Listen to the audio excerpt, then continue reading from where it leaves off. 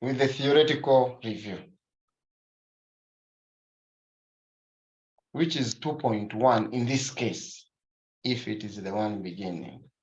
People have their different opinions on why theoretical review should come first, and others also have their opinions on why it should come next.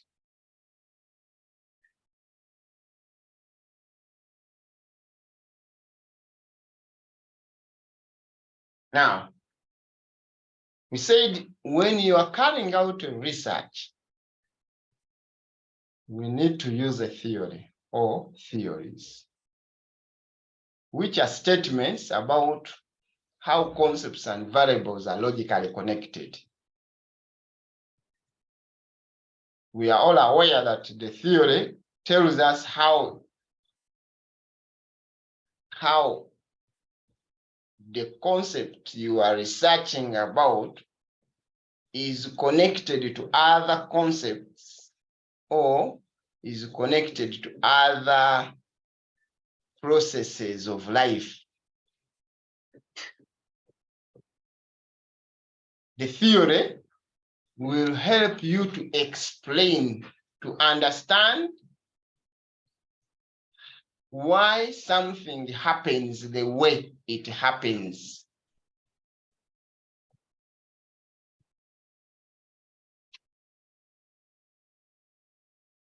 If, for example, how do people understand the law?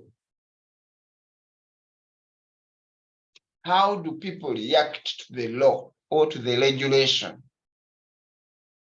A theory, therefore, is a way of explaining the steps and procedures of a given practice or concept, how it happens in the real world situations.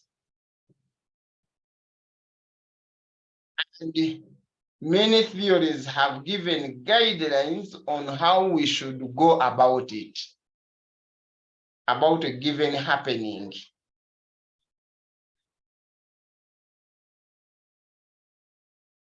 What we call theorization and conceptualization are related, or what people call hypothesizing. Now, to theorize is to have a belief or a view about how something happens. You can theorize your assertion. How do you think something happens? And why it happens the way it happens? You are theorizing.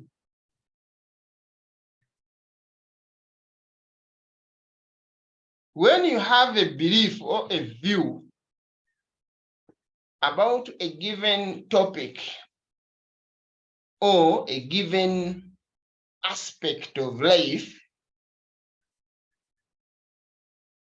depending on what you have seen, your experiences, all the data you have, that is personal. So everybody naturally will theorize.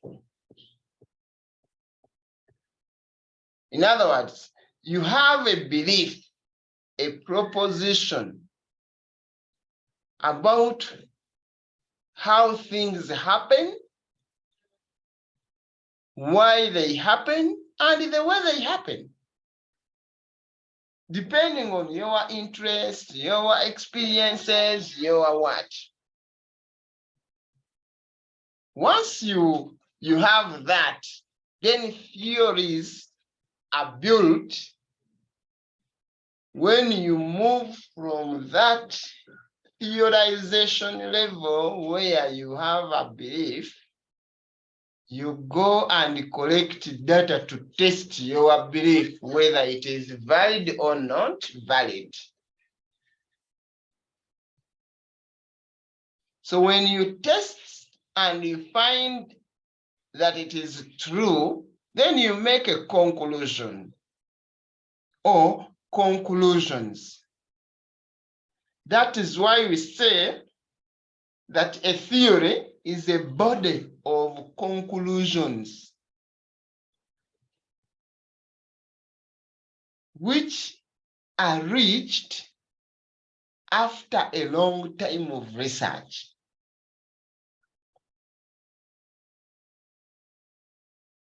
I believe that your teacher of philosophy also added on this, how we build theory. Because theory begins from their logical reasoning about something that happens in life, and you are explaining why does it happen the way it happens, and how can you guide if it is a problem, how can you guide on its solution. For example, many of us are seeing the ongoing conflict in African states. If you have critically, logically tried to understand the ongoing nature of conflict in African states, you could be asking a question, but why? Why is it that there is conflict in many African states? And why is it that European states are stable? So once you are able to understand that, you will develop propositions or beliefs to try to explain the situation. And after that explanation, you will try to collect data or to test what you think can be a solution, part of a solution to the problem you are talking about. Whether that problem is behavioral, as in behavioral science, whether it is technological innovation, whether it is a medical issue,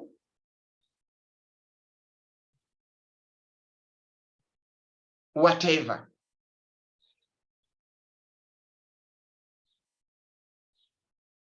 If I am in business, I may ask a question. Why is it that the companies in Africa do not last long?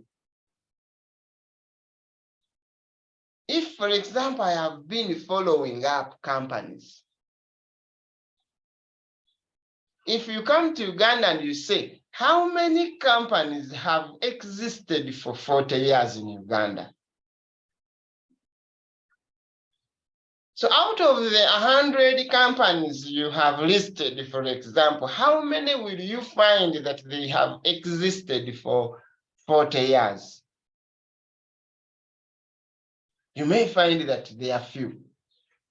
You will ask a question, why companies in Uganda do not last long? Therefore, why businesses do not last long? What is the problem?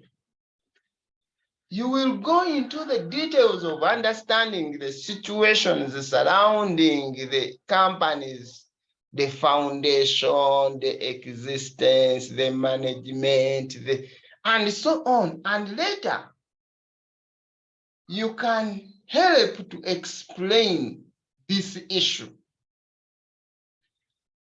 How do companies exist? Of course, you have a belief after you having a wide exposure. Company life. NGOs. How many NGOs do we have here in Uganda that have existed for 40 years? Some of you start NGOs, after 10 years, they go. Or after you no longer have the energy of running it, they go. Meaning that people run companies or NGOs the way they run their own families. And for me, if I'm interested in the family issues, I may say, why do families the greatness of families does not last for long. Because a family may be great today among superior families today, and after 40 years, it is no longer. Why? Your father, probably the grandfather, was a great person in terms of influence in the community. Is it the same case with the descendants? Marriages. Why do marriages in Africa stay longer than marriages in Europe? You could be having a personal belief, even without a systematic collection of data. The little experience or exposure you have gotten, you have a belief. But as researchers, we say we do not conclude until we have done a systematic study about that issue. That is how we build a theory. And when you do it and you test it for some quite longer period of time, how long is the period? That one is also debatable. You come up with several conclusions, which may be in favor of your original beliefs or slightly different. Theories are easier to develop with the experimental, pure science events. But in social science, you need a lot of testing because behaviors differ because of differences in environments. So that is what we call a brief about theorization, theory building, and what a theory is. For example, if I wanted now to help on survival of companies, once I have studied and I have collected enough data, I can identify the factors that can explain the failure or the collapse of companies. And as a researcher, I can try to test several ways out or solutions, how to avoid those causes of company death.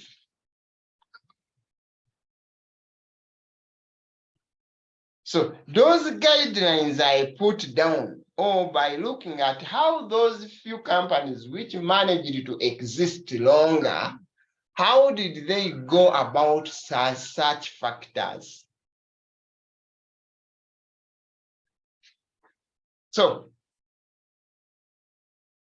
that is how we develop theories and how we try to theorize. Therefore, a theory as a body of conclusions, it guides you on how to go about a given situation for success.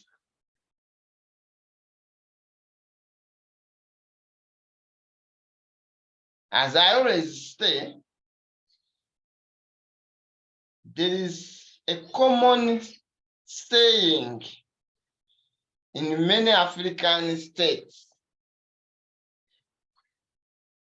which downplays the importance of theories. People say, that is just theoretical.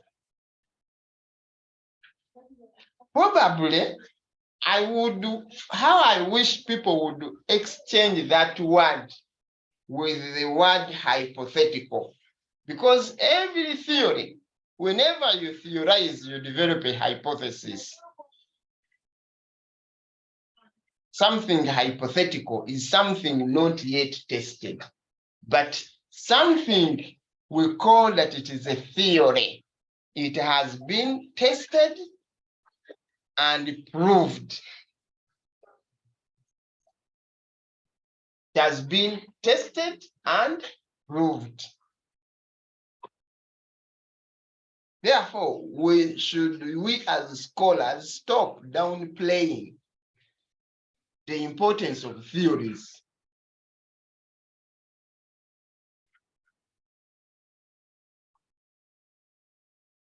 Now, in our research literature review section, we are supposed to do a theoretical review to identify a theory or theories that have helped to explain the research issue we are investigating upon. Like we said, there are steps you go through. Even here under theoretical review section, you do those steps. Like I mentioned them, list down the concept, the synonyms, and then if, for example, you are searching through Mr. Google, you can punch in theories on adoption of the law, reactions on the law, adoption of a new technology, theories on family growth, theories on relationship between families. Or you can go to journals of that topic where many people have tried to explain their study problems in line with the different theories. Once you have gotten the theories, list them down and do a scan and find out those theories which have a closer explanation, which are more convincing. In other words, they are more convincing in explaining your study problem or your study concept. Now, put them out and then you read thoroughly about them so that you can select one or two which you think can be used to explain your study issue. Here we said that a theoretical review helps the researcher to identify the assumptions that underpin the study. Or it helps to understand the logical scientific link between your study variables. The logical link here is the explanation of how something happens in the reality of the community. Once you have identified such theories, you do a critical review of those theories or the theory which explain the nature of the relationship between your study variables. We do this by expanding the theory which you introduced briefly in chapter 1. And in doing this theoretical review or reading, you should answer these questions.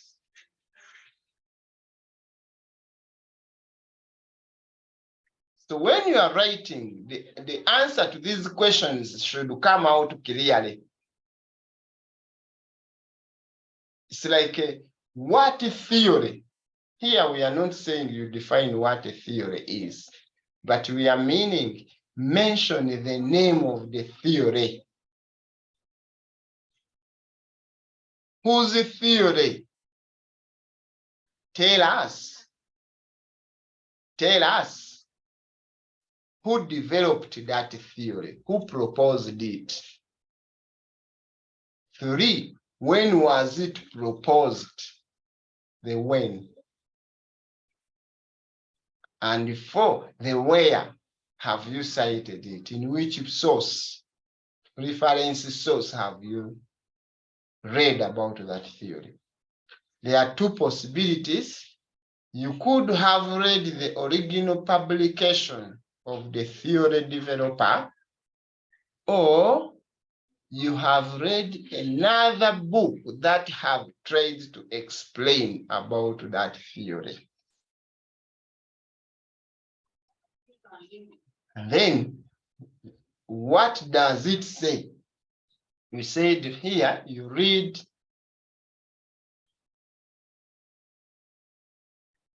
you bring out the theoretical statement.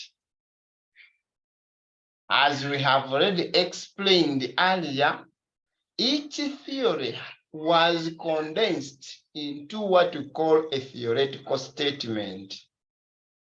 Of what does it say?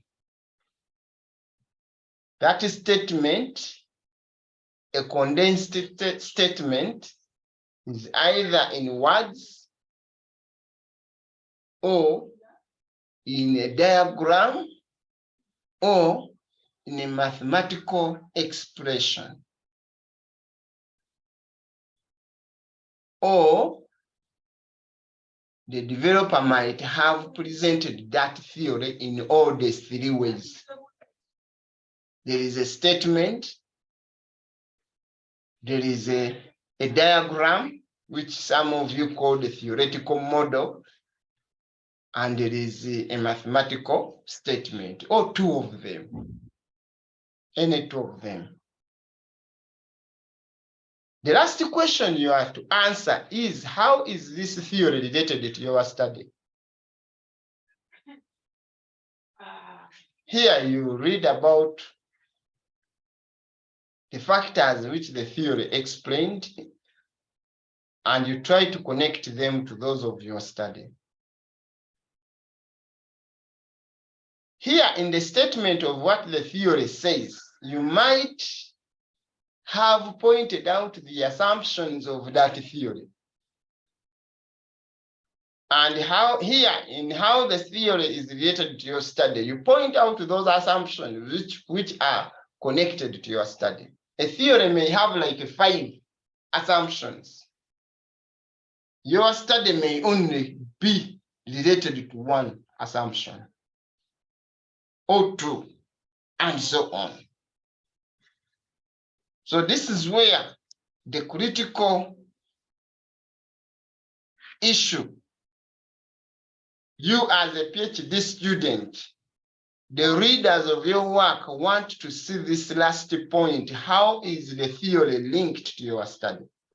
How you are able to explain your study issue in line with that theoretical explanation.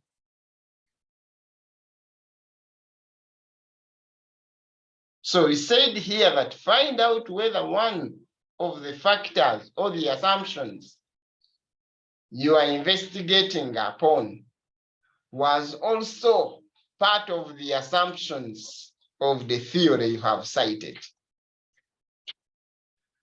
and so on.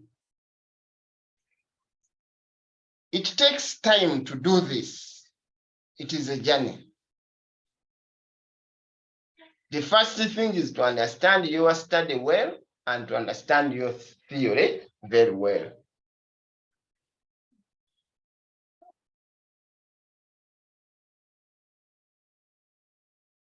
We have a demonstrated case here where we try to answer all the questions, the 5 questions we have talked about. For example, what does the theory say? Who proposed it and when? And what theory? You can keep seeing these. Meaning that in your study, when somebody reads that 1 page of the theoretical review or 2 pages of your theoretical review, he or she should be able to find out answers to all these questions clearly.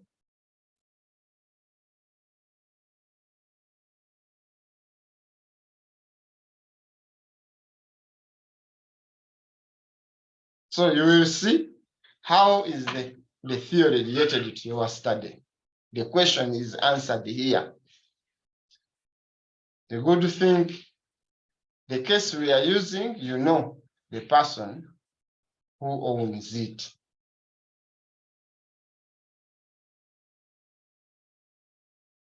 Unless there is any question about that, but if there is no, we move away from that and we go to the next section, which is conceptual review. If you have any question, you can type it in the chat and we go on.